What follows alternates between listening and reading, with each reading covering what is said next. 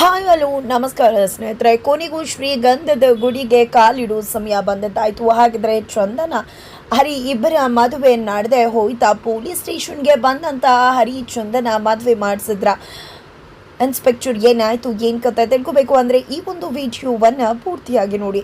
ಇಲ್ಲಿ ಹೇಗಾದರೂ ಮಾಡಿ ತನ್ನ ಮಗಳನ್ನ ಕರ್ಕೊಂಡು ಹೋಗಬೇಕು ಅಂತ ಚಂದನ ತಂದೆ ಪ್ರಯತ್ನ ಪಡ್ತಾರೆ. ಅದೇ ರೀತಿಯಾಗಿ ಹರಿ ಆಕೆಯನ್ನು ಮೋಸ ಮಾಡಿ ಬ್ರೈನ್ ವಾಶ್ ಮಾಡಿ ಕರ್ಕೊಂಡು ಬಂದಿರ್ಬೋದು ಅಂತ ಪೊಲೀಸರು ಕೂಡ ಭಾವಿಸಿದ್ದೆ ಇಲ್ಲಿ ಚಂದನನ ಅವ್ರ ತಂದೆ ಜೊತೆ ಕಳಿಸ್ತಾರೆ.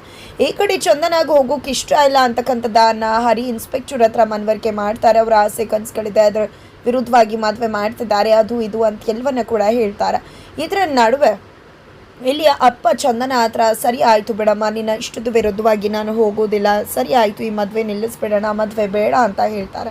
ಆದರೆ ನಾನು ನಿಮ್ಮ ಜೊತೆ ಬರಬೇಕು ಅಂದರೆ ಒಂದು ಕಂಡೀಷನ್ ಇದೆ, ನೀವು ಯಾವುದೇ ಕಾರಣಕ್ಕೂ ಹರಿಗೆ ಯಾವುದೇ ರೀತಿ ತೊಂದರೆಯನ್ನು ಕೂಡ ಮಾಡಬಾರ್ದು ಅಂತ ತಿಳಿಸ್ತಿದ್ದಾರೆ. ಇಲ್ಲಿ ಮಗಳು ಮುಂದೆ ಓಕೆ ಅಂತ ಹೇಳಿ ಆ ಕಡೆ ರೌಡಿಗಳ ಮುಖಾಂತರ ಹರಿ ಮೇಲೆ ಅಟ್ಯಾಕ್ ಮಾಡಿಸ್ಲೇಬೇಕು ಅಂತ ತಂದೆ ಡಿಸೈಡ್ ಮಾಡ್ಕೊಂಡಿದ್ದಾರೆ.